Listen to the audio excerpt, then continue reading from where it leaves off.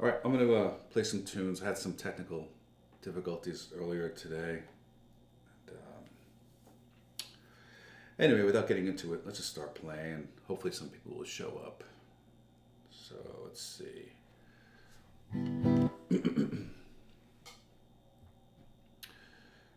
Oh. Let's see. How about this?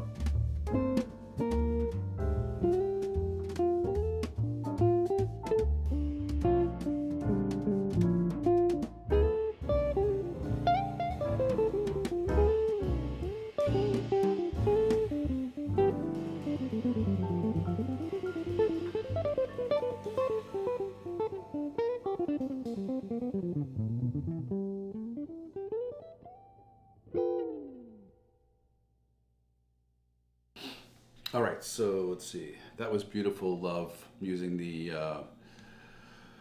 Fieldbook app that Jonathan Kreisberg is behind.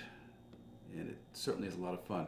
All right, so I'm not going to get into all the issues I had this morning, but I'm glad that you guys are here. And using some software that I used to use in the past to make this easier. And indeed it is I forgot how much easier it really is. So yeah, but anyway. So Keith and John, I'm trying to see where a list of people here are.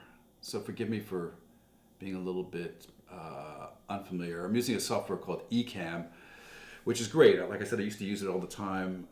It's a subscription-based thing, but right now I'm able to stream to Facebook and YouTube simultaneously. It took me no effort just to press a button and get it going. I don't remember why I stopped using it, probably because I didn't want to spend any more money, you know. I was using OBS, was trying to get it working today, and I have in the past, but it was definitely a struggle. So anyway, I'm glad to be here, and this is very stress-free. So I'm going to respond to some of these questions. Again, remembering how some of this works. Some of this is pretty cool.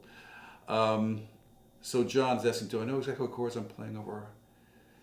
No, I do. I know exactly what chords I'm playing over, but it is a combination of what you just said. I mean, I know it because I'm familiar with the song, but I also, as you pointed out, I can hear, what the chords are as they're going by. So like, for instance, like on this particular version, when I say version, I mean the chord changes that these guys are pretty much adhering to. There's a couple of moments on all these tracks where they kind of don't. But, if there's something that's different than the way I'm accustomed to playing it or hearing it, I'll respond to that. Maybe not immediately, but the next pass. I don't want to seem like I'm trying to chase something down. But yeah, it's all in real time, recognizing chord progressions. And after a while, you just start being able to hear the sounds of 2 5s to different, areas of a key center. Like this tune is in D minor, but there are 2 5s to F. But most of it revolves around the sound of D minor and turnarounds. And even that, there's so many different ways of doing just that. 1, 6, 2, 5. Which sounds great, but with the tritone substitutions,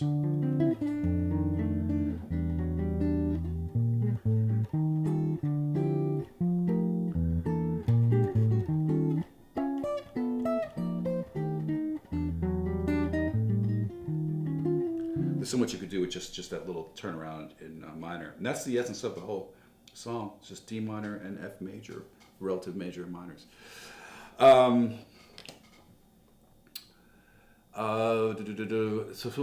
let's see. Keith, you're asking me, I don't see any other comments at the moment right now until I start reading up more about the software. I don't know how it looks on your end.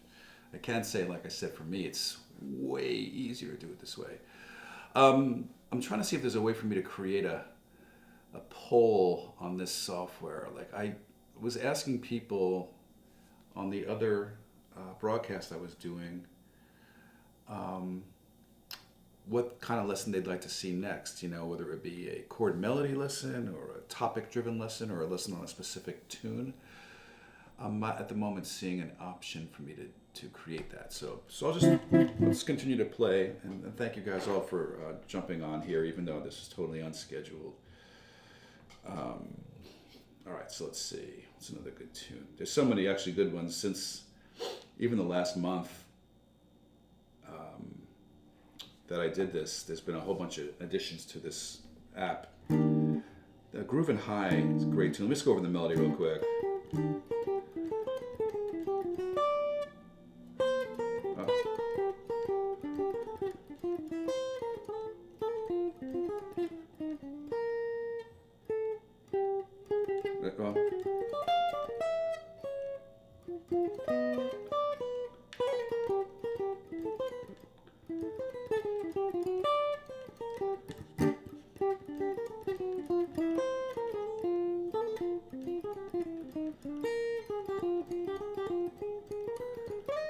There's one part. That's it. All right, let's give that one a try. So this is a Groovin' High, Dizzy Gillespie. So I'm going to shut my mic off so you just hear the pure guitar tone and not the pick hitting the strings from the microphone. All right.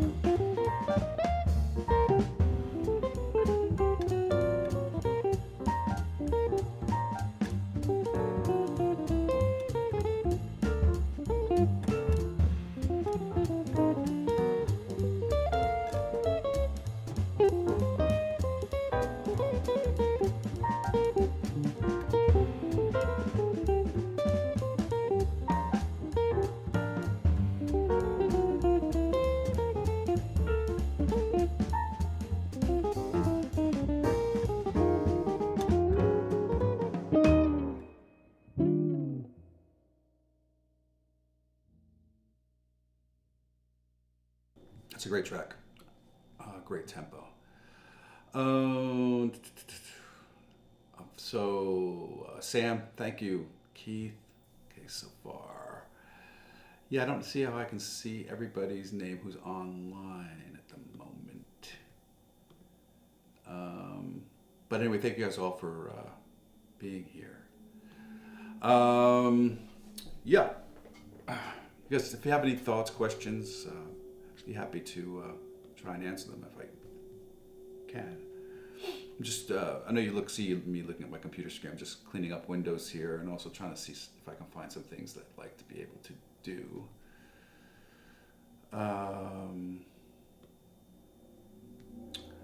Yeah. So, no? Anybody? Anything? Sound effects, camera effects, show sound, show overlays, show switcher. Nothing about what I'd like to do right now. So anyway, if you guys trying to take an informal poll earlier, maybe I'll just do it online later. As far as next lesson, which today's the 21st, I like to get them done by the beginning of each month. So next month would be April already. So I guess I'll just do that through email.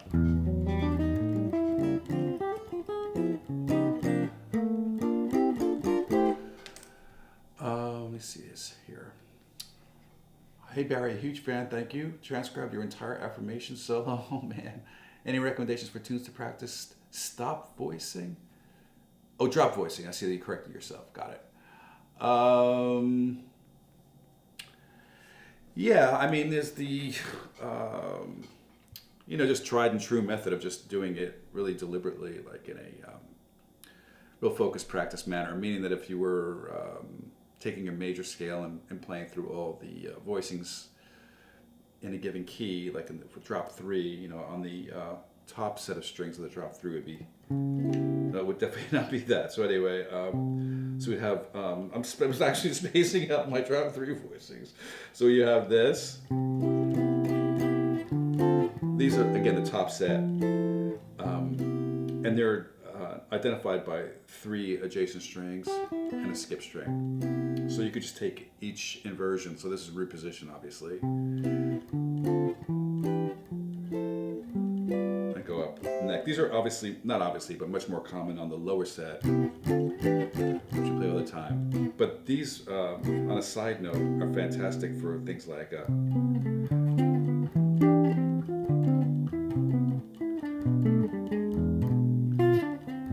love that sound. Those come out of the drop 3 voicing, at least the way I think about it. But then you go to the next inversion, which would be the 3rd in the bass, which look like this. So this is C major 7 with E. And just go up the rest of the guitar. But as you can see, these are like not the most comfortable. They're really pretty and they're great for chord melody. But I can't remember if I ever used this for a comping voicing, like on a major 7 chord on a gig. And then the ones with the 5th in the bass would look like this. As you can see, these have become not unusable, but again, more, they work better in chord melody situations. The ones in the 7ths in the bass are look like this. That's C major 7, but it's got the B in the bass. So that's why a lot of us guitar players gravitate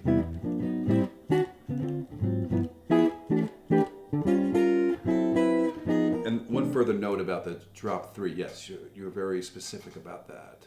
Oh, you're talking about drop. I don't know why I thought 3. Anyway, I'm off on a tangent, but that's how to handle that. That's why the drop 2s are so much, not better, but for guitar, maybe they actually are, because they're usable on that top set of strings everywhere.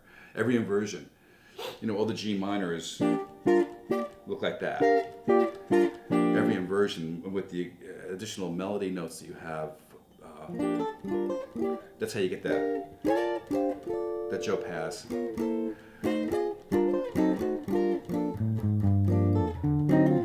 Sound, you know, so those are fantastic voices. So the bottom line is you can just practice them like you would practice your scales. Very methodically, just playing them. But again, you'd be doing exercises like this. And the middle set. Like guys like Pasquale Grasso, he uses voices like this all the time. But again, it's in that chord melody style of playing. I tend to gravitate toward the more common ones that you would see Joe Pass play. Probably a generational thing too there, you know. But as a kid, when I say a kid, I mean in my 20s when I was practicing the very most. And all I mean by that is that when I was focusing on just learning the instrument, scales, arpeggios, chord voicings, that's the way that I did it. And the last part about all this, and there's a lot of talking, is just to harmonize melodies every day. That's something that I would do every single day. I would open up a fake book and just look at a melody note, whatever chord symbol was given, whatever that melody note was beneath it, I would just practice harmonizing it with all the common voicing types. And for me, those are closed voice, drop 2s, and drop 3s. Those are the ones that, you know, generally work well on guitar. By far, the drop 2 are the most usable. So hopefully that helps you.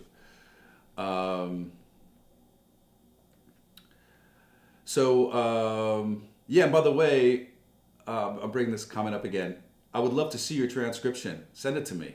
You know, just send it to me through email. If you don't mind, I'd love to see it. And I also like to know where it's coming from. Because I think... Anyway, yeah, just let me know which version, I guess, of that.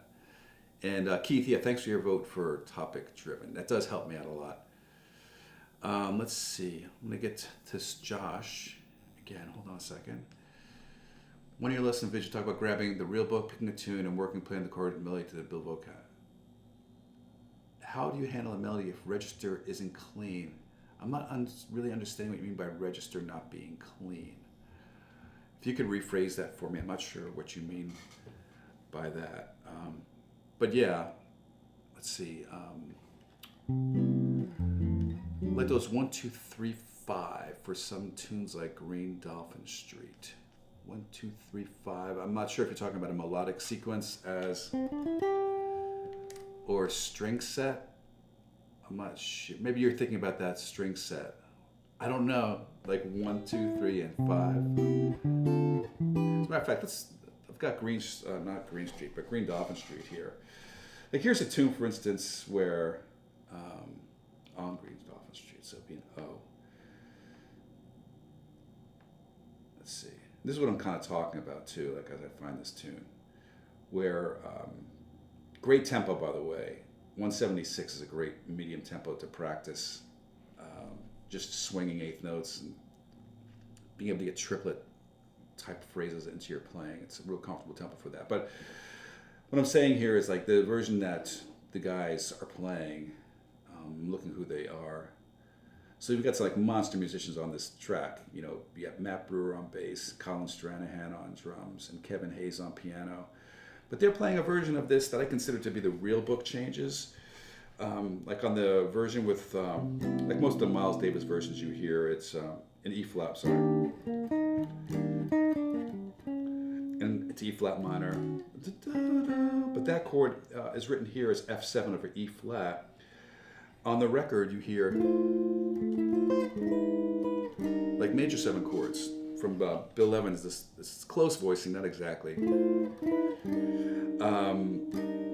So on gigs I tend to gravitate toward that, but on here they're playing the dominant sound. Another thing that's not missing, but that a lot of people do, is you have and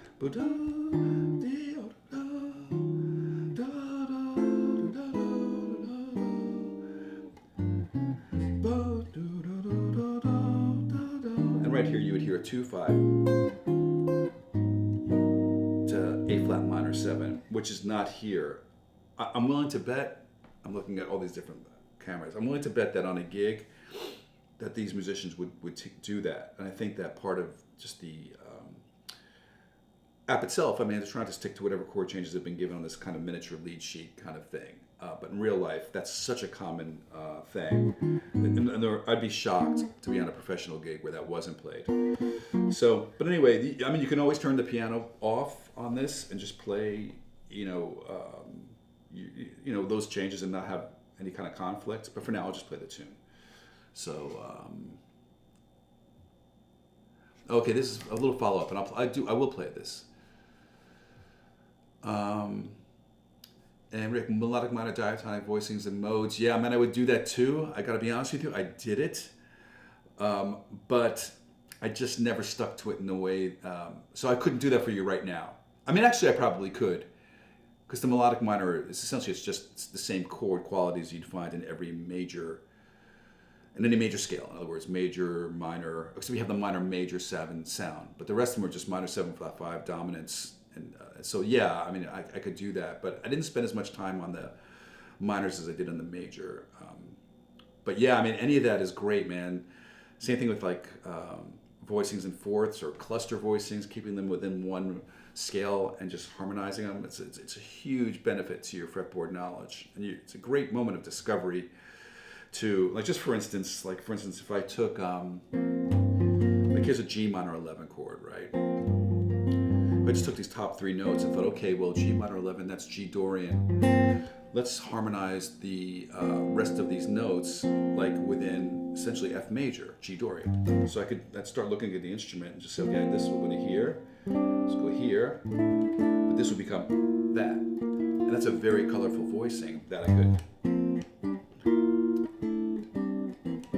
It's a very modern way of playing the guitar, where you're playing modally versus,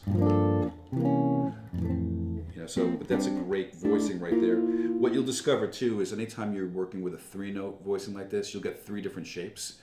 And when you're doing it with 4 notes, you'll get 4 different shapes, because in a major scale, the 3 notes are going to give you major, minor, and diminished. And on 4 notes, you'll get major 7, minor 7, dominant 7, and minor 7 flat 5. It's really interesting, and the nerdy part of my brain loves that. So what I'm getting at is there'll be a 3rd voicing that we haven't seen yet. So this one's the same as this the same. Here's our first variation, and here's our last one, which is different. Another very colorful.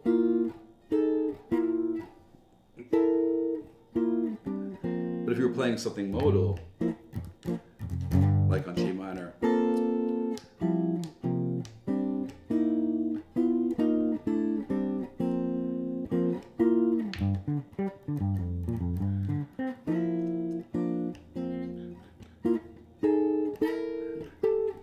anyway, I made some mistakes in there, but you get the idea. It's really, really, really colorful. So any of that exploration on a given scale with a voicing is really, really, really exciting to mess around with.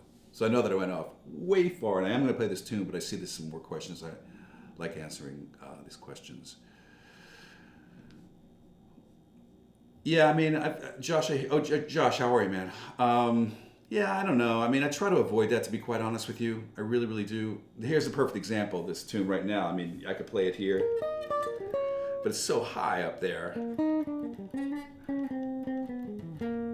So I'll tend to stay here, even though it gets a little low, and potentially in the way of a bass player. It just gets a little low. But I try to preserve the range issues like on tunes. But that's just me. Personally, I don't have a problem with what anybody wants to do. Let's see. JF, big fan from New York City. Thank you. How do you balance learning tunes with practicing your fundamentals when both can be so? I'm sure you meant so dense. I think I mean, at this point, because I've been playing so long, it's like the fundamentals thing is not like really on my radar so much. Although I've just shown you guys some holes in my playing where I've just been making a bunch of mistakes as I'm discovering things in real time with you. The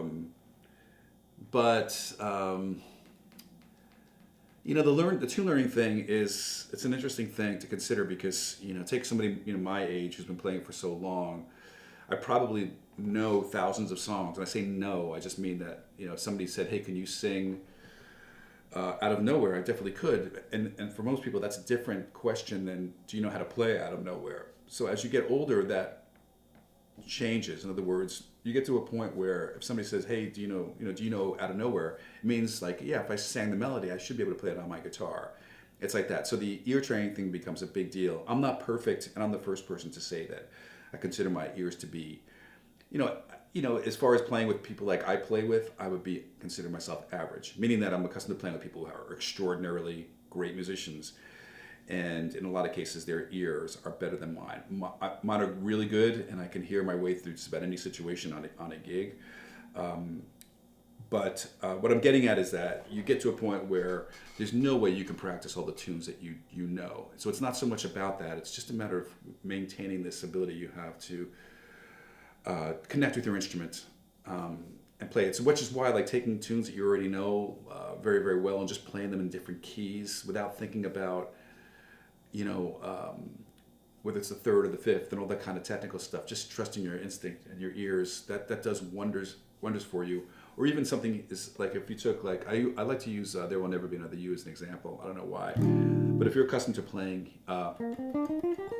there, like with your first finger, try going to a different spot in the neck, same note, but with a fourth finger, and see if you can really just play it and you're actually hearing the pitches, because now the muscle memory you've developed is going to actually fight against you. So when you get better at that becoming a non-issue, you just are able to play any tune that you can sing the melody to. And on a quick note, even though it's a longer discussion, the chord thing is different because you can't sing a chord. So that becomes part of just being able to hear these chord progressions as a whole. The sound of 2-5-1, the sound of 2-5 to the 4, to the 4 minor. Such common like chord progressions you find in jazz tunes. Turnarounds.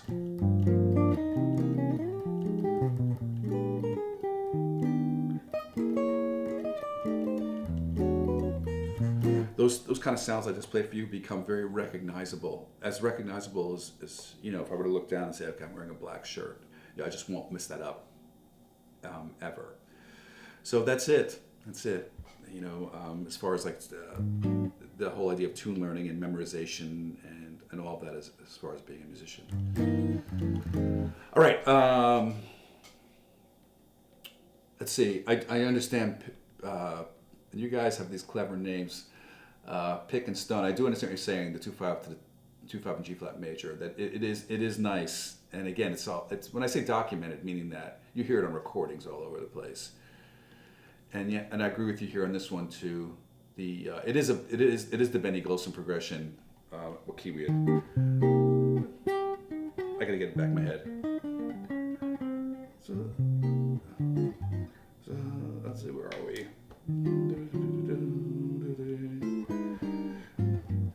Right.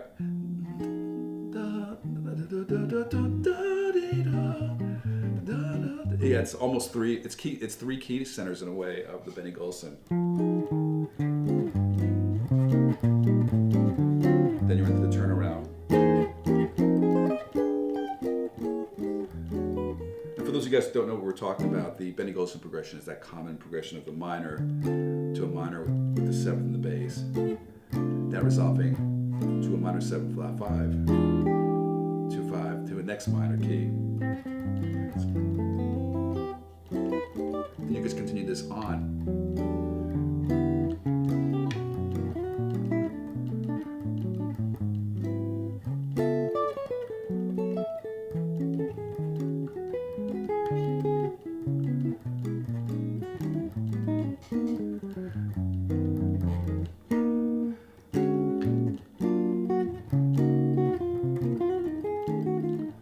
Still going, still haven't gotten back to the beginning. There we are. Now you're back to F minor. It's a great exercise. And along the way, I did change some chord qualities and some other little things. But for the most part, that's just that. All right, so here's On Green Dolphin Street. I'm going to mute my microphone.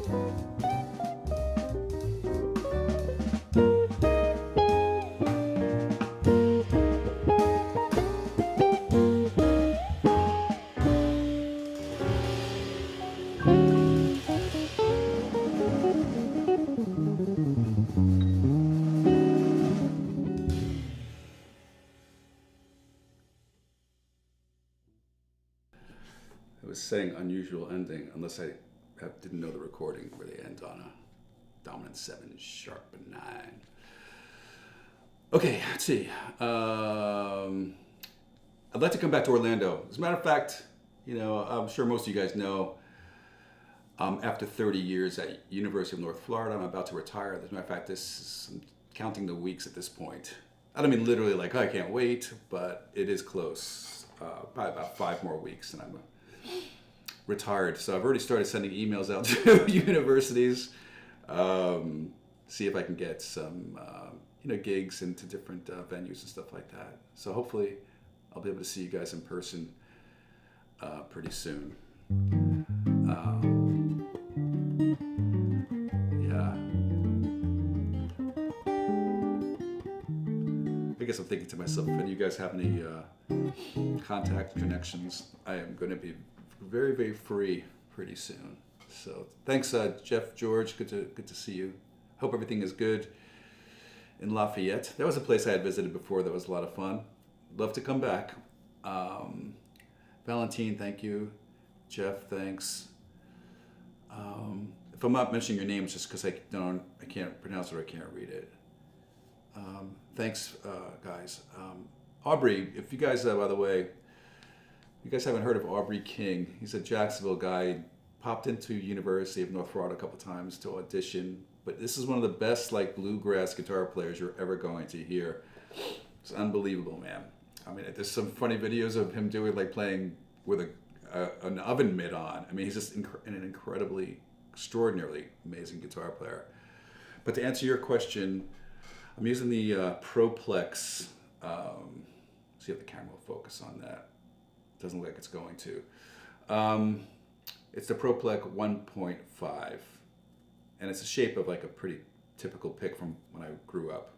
There was only basically one pick size back then, if I remember correctly. And I'm playing on the corner of it, like Matheny. I learned that from Matheny, not personally, just hearing him on a clinic when I was teaching at the National Guitar Workshop in Connecticut a long time ago. He came in and he had done a bunch of workshops there. It was extraordinary, by the way. But he was the one who mentioned that he does play on the corner. You get a much warmer, even though it's a very warm sounding pick already, if I turn the mic off, so you don't hear the pick sound in this room.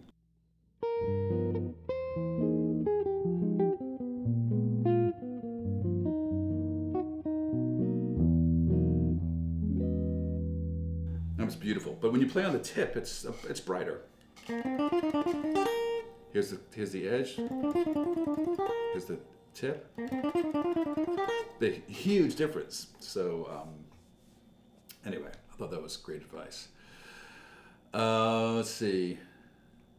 Maybe do a live standards record. I played with Alessio on. I did a live thing with him. Not a live thing, but we did a YouTube collaboration some years ago. But if you're friendly with him, tell him I said hi. And man, honestly, I'd love to visit Italy, hang out with all you guys. Congratulations to Max retiring in 1 week, man. Yeah, it's nice. All right, let's see how we doing here. Okay, good enough. Let's hang out a little more if you guys are up to it. And again, I guess what I'll do is I'll just send out a poll through my email list about next lesson, which I need to be getting on to very quickly. But that was one thing that I was able to do on YouTube. Even though some of you guys are watching on YouTube, I'm using an app called Ecamm, which has allowed me to broadcast to YouTube and Facebook simultaneously. As a matter of fact, the comments I'm seeing are from both, which is really, really cool. That's definitely worth it alone. And not to have all these massive windows open. I only have one window open right now, and that's Ecamm. I don't have YouTube open or OBS or anything like that. So it's much easier. Again, I don't know why I stopped using it. I just signed up today after being frustrated after my live stream that I had scheduled failed. All right, let's see what else we got here. So some other tunes. Like I said, this list is getting pretty long. This is such a great tempo for blues. I think I'll just play this. This is Tenor Madness. But like I said, I love answering your questions, you guys. So if you have any more, please So I'm going to shut the mic off. This is Tenor Madness.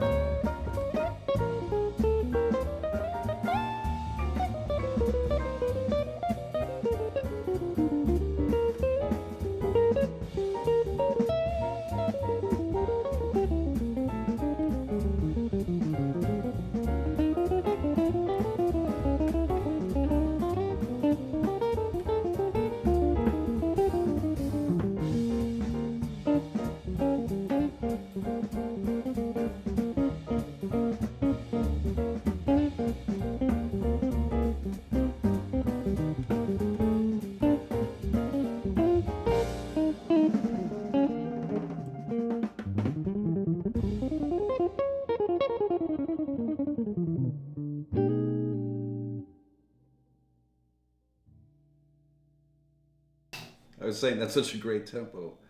What is that tempo? Let me lower my mic down a little bit too. Check. That is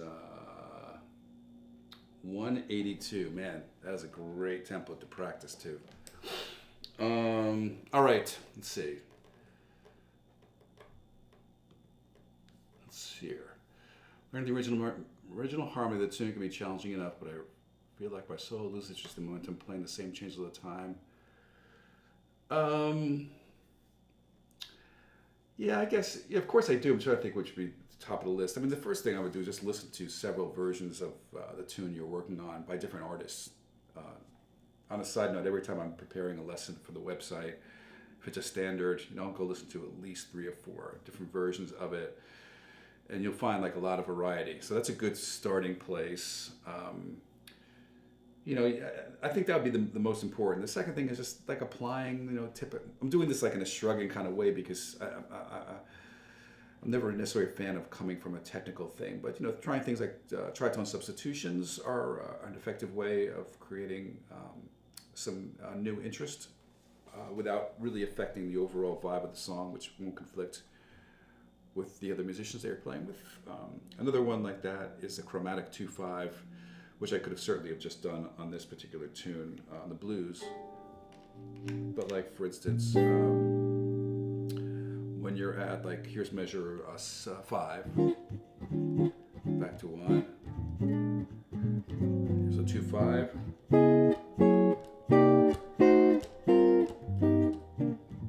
So that a chromatic.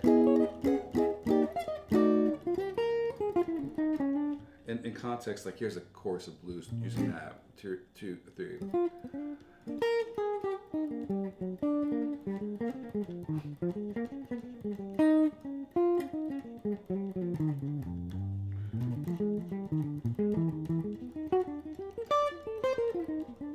So something like.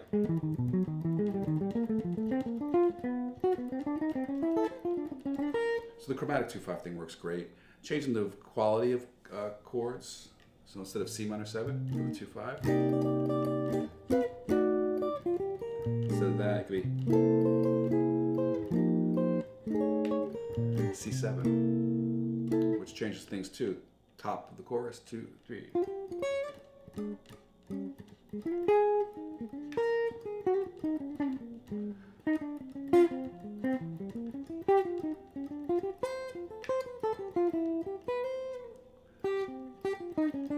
Let's do another one.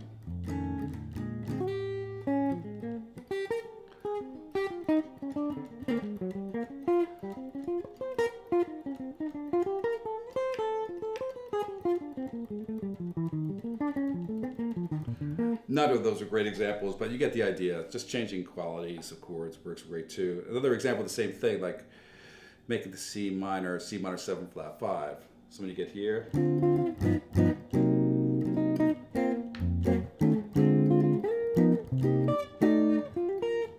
chorus 3, 4, 1, 2, 3.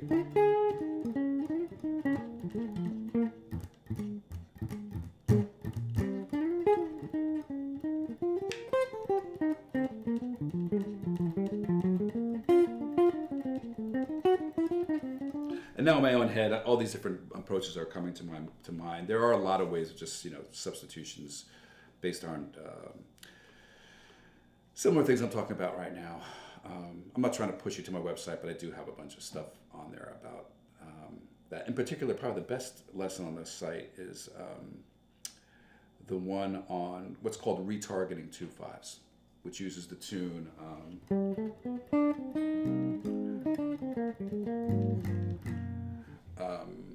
To demonstrate some of these topics. It's a powerful lesson. All right, let's see.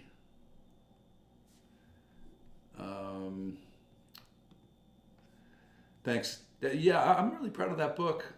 It's been out for a long time right now, but I still teach the same topics. It's it's a very thorough method. Any of those Mel Bay books, by the way, I think are just great as a side, not a side, but like as an addition to any of you guys who are on the website. There's nothing, in other words, there's no conflicting information there. It's all the same stuff that I've been teaching for quite a long time. And last plug before I go, I've been doing a lot of social media stuff, but man, I wish this would focus on the autofocus won't focus. But anyway, this is coming out on April 17th. This is a new recording featuring some great friends. Actually, the only person I'd never met before on this was Steve Nelson, the violin player, but Dave Kokoski, the piano player. We went to Berkeley together in the late 70s. Pat Bianchi on organ, Marco Panacea on bass, and Ulysses Owens Jr. on drums. So I'm really happy with it. That's coming out on the 17th. I guess that's pretty much it. Retirement it's all coming kind of at the same time. Retirement and a new record. You might think that I planned it all out that way, and maybe somehow I did. But in the meantime, thank you guys all for hanging out with me. For those of you who are waiting for me to go online earlier and it got all messed up, I apologize. But I'll just use this going forward. It's much easier. I can't begin to tell you how much easier it is to do this using this software here. So enjoy your rest of your day. Thank you for being here. Thanks for the questions. And I'll talk to you next time.